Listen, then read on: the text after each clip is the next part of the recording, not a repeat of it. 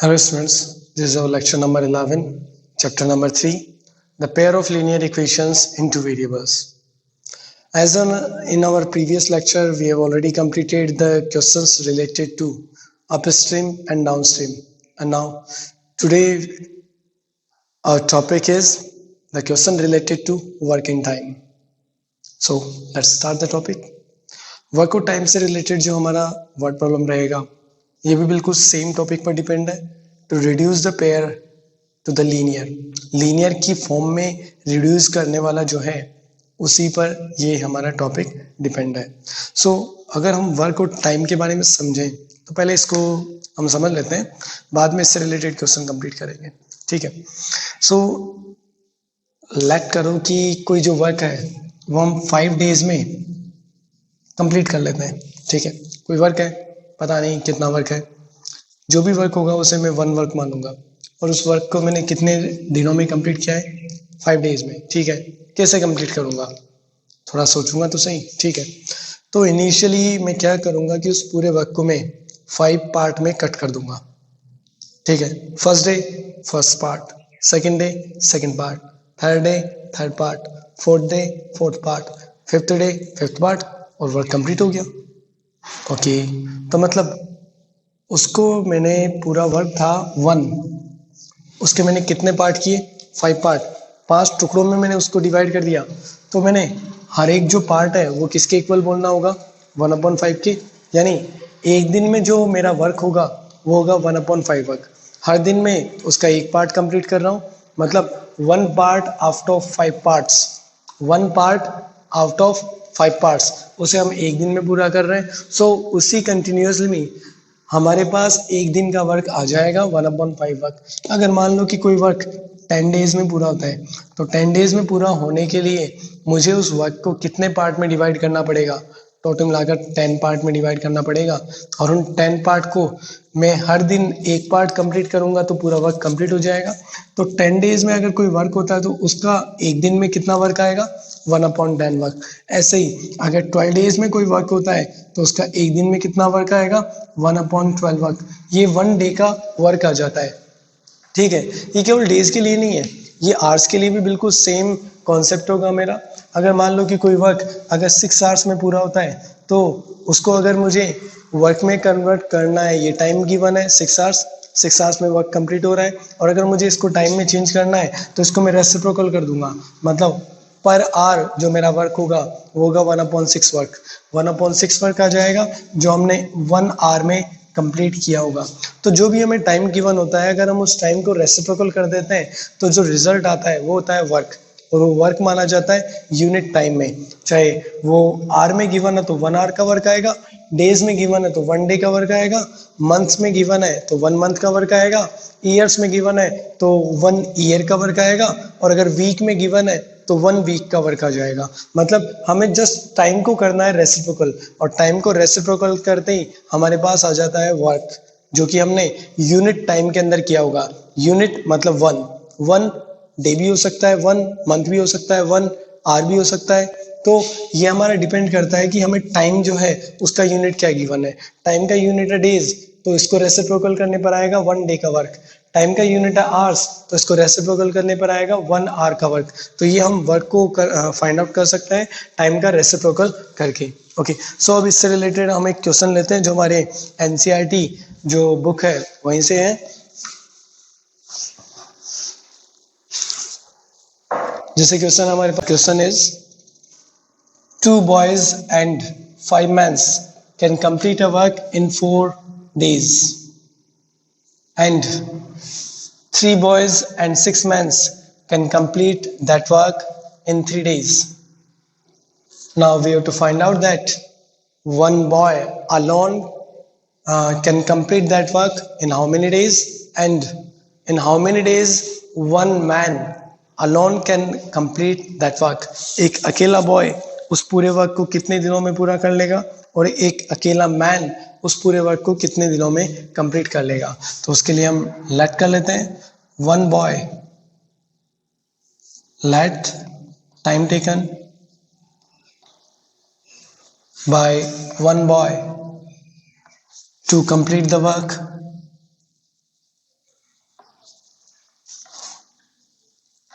उसे एज्यूम कर लेते हैं हम x डेज।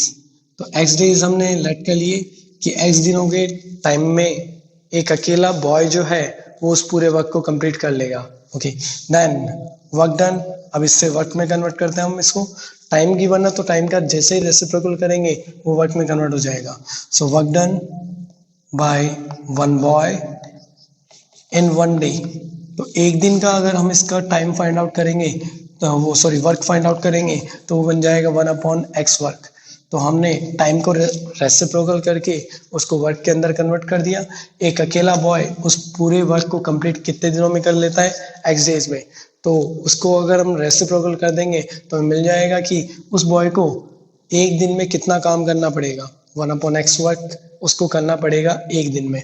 ओके, देन अब मैन के लिए एज्यूम कर लेते हैं। So time taken by one man to complete the work or to finish the work, to complete the work, इसको हम एज्यूम कर लेते हैं y डेज।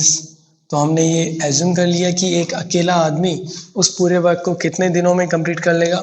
y डेज में कंप्लीट कर लेगा। ठीक है, तो इसको भी हम वर्क में कन्वर्ट करते हैं। So work done by one man in one day.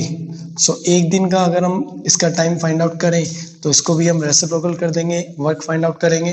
तो टाइम को जब हम रेसिप्रोकल करेंगे तो ये आ जाएगा कि एक आदमी एक दिन में कितना वर्क कंप्लीट कर लेगा? 1/y work. ठीक है, तो ये हमारे पास मिल गया कि एक बॉय एक दिन में कितना काम करेगा? 1/x। तो हमारे पास तो 2 बॉयज है, तो 2 बॉयज का एक दिन में काम कितना आएगा? 2/x। ऐसे ही एक मैन का कितना वर्क होता है? 1/y। तो हमारे पास तो 5 मैन्स है, तो 5 मैन का वर्क कितना हो जाएगा? 5/y। और अगर हम इन दोनों को ऐड करेंगे तो ये वर्क क्या है? ये 2 बॉयज का वर्क है एक दिन में, ये 5 मैन्स का वर्क है एक दिन में। मतलब ये एक ही दिन का काम है ना, एक ही दिन का तो वर्क है ये एक दिन का वर्क है जो कि 2 बॉयज और 5 मैन से मिलकर किया है। अच्छा, उन्होंने मिलकर तो 4 दिन में उस पूरे वर्क को कंप्लीट कर दिया था। तो 4 दिनों में अगर उन्होंने काम किया था तो मतलब उन सब ने मिलकर उस पूरे वर्क को 4 पार्ट में डिवाइड किया होगा और हर दिन एक पार्ट किया होगा। तो एक दिन में कितना वर्क करेंगे वो? 1/4 वर्क। तो ये जो एक दिन का वर्क है ये आएगा 1/4 वर्क के इक्वल। इसके इक्वल में मैं 4 नहीं रख सकता क्योंकि 4 तो हमें टाइम गिवन है, ये वर्क है, ये वर्क है, तो 2 वर्क का जो एडिशन है वो वर्क के इक्वल आएगा। तो इसको भी मुझे वर्क में कन्वर्ट करना था 1/4। इससे बन गया मेरे पास x और y में एक इक्वेशन। फिलहाल ये लीनियर तो नहीं है लेकिन फिर भी ये इक्वेशन बन गया है। अब अगला हमारे पास स्टेटमेंट है 3 बॉयज। एक बॉय का वर्क है 1/x, तो 3 बॉयज का वर्क बन जाएगा 3/x। ऐसे ही एक मैन का वर्क है 1/y, तो 6 मैन का वर्क हो जाएगा 6/y। और इस बार जो वर्क का एडिशन है वो 3 डेज के अकॉर्डिंग आ जाएगा 1/3। अब इसको रिड्यूस करते हैं लीनियर की फॉर्म में। लीनियर की फॉर्म में रिड्यूस करने के लिए लेट करेंगे 1/x को हम u और 1/y को हम एज्यूम करेंगे v। तो 1/x को हमने u एज्यूम किया, 1/y को हमने v एज्यूम किया। इसे पुट करते हैं हम तो जिससे ये बन जाएगा 2u plus 5v is equal to 1/4। Cross multiply करेंगे तो 8u plus 20v is equal to 1। ये हमारी हो जाएगी पहली इक्वेशन। अब यहाँ पर पुट करते हैं सो 3/x, तो ये बन जाएगा 3। 1/x को हमने u का है तो 3u plus 6v is equal to 1/3 और क्रॉस मल्टीप्लाई करेंगे so 9u plus 18v is equal to 1। ये हमारा सेकेंड इक्वेशन।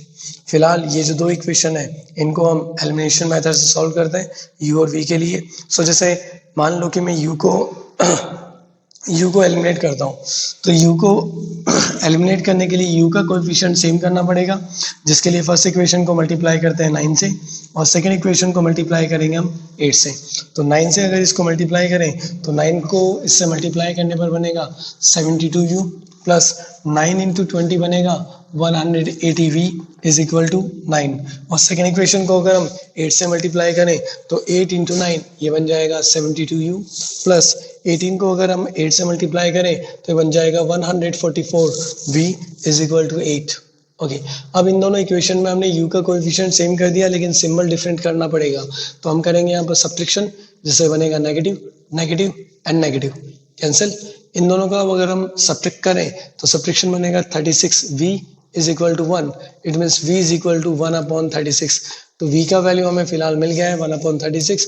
v के वैल्यू को हम या तो इक्वेशन नंबर 1 में या इक्वेशन नंबर 2 में, दोनों में से किसी एक में भी हम सब्स्टिट्यूट करेंगे तो हमें u का वैल्यू मिल जाएगा।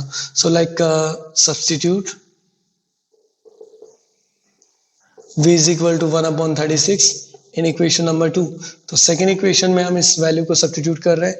हमारा second equation 9u plus 18 multiply by v के प्लेस पर बनेगा 1/36 और इक्वल में हमारे पास 1, ये कैंसिल होगा 1/2 टाइम।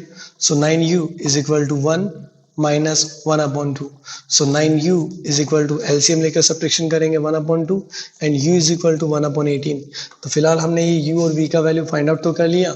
अब इन दोनों वैल्यू से अगर हमें x और y को फाइंड आउट करना है तो u और v का वैल्यू यहीं पर दोबारा रिप्लेस करेंगे। सो 1/x को हमने u के इक्वल एज्यूम किया था, जो u का वैल्यू बन जाएगा 1/18 और क्रॉस मल्टीप्लाई करने पर आएगा x इक्वल टू 18, मतलब 18 डेज का टाइम लगेगा अगर एक बॉय उस पूरे वर्क को अकेला करता है तो एक अकेला बॉय उस पूरे वर्क को कितने दिनों में कंप्लीट कर लेगा? 18 डेज में।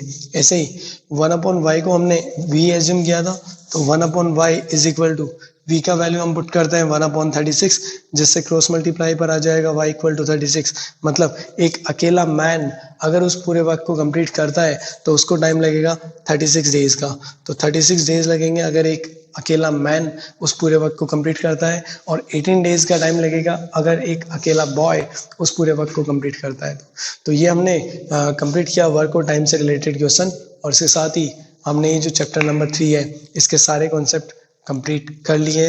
तो इन सारे लेक्चर्स को एक बार फिर से ध्यान से ऑब्जर्व करना, इनमें कोई डाउट नहीं रहनी चाहिए, क्योंकि इस चैप्टर से जो मोस्टली हमारा क्वेश्चन बनता है वो बनता है वर्ड प्रॉब्लम से, जिससे हमें इक्वेशन खुद बनानी पड़ती है और बाद में उसको कैलकुलेट करना पड़ता है। मेरे ख्याल से इक्वेशन को सॉल्व करना ज़्यादा मुश्किल नहीं है, इक्वेशन बनाना ज़्यादा इम्पोर्टेंट है। तो इक्वेशन बनाने के जो कॉन्सेप्ट है उसको ध्यान से क्लियर करना, और फिर आगे हम अगले लेक्चर में अगला चैप्टर लेंगे।